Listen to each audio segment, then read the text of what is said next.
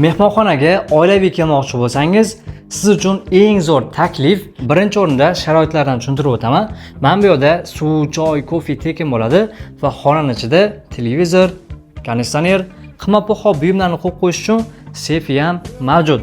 Va narx ichiga 1 soat basseyn va ertalabki shvestol zavtrak kiritilgan bo'ladi. Bu ota-onalar xonasi bo'lib, ko'rishingiz mumkin, barcha shart-sharoitlari mavjud. Bu xonaning o'zini alohida sanuzelli mavjud, ko'rishingiz mumkin. Va bolalar yotoqxonasi uchun o'zini alohida sanuzelli mavjud. Bolalar yotoqxonasida ham xuddi shu sharoit bo'ladi.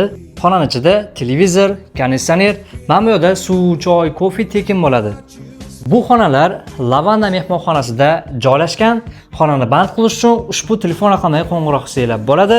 Bu videoni Toshkentga ishga yoki o'qishga tez-tez kelib turadigan tanishlarga jo'natib qo'yamiz. Mehmonxonamiz Toshkent shahri Mirobod tumanida joylashgan.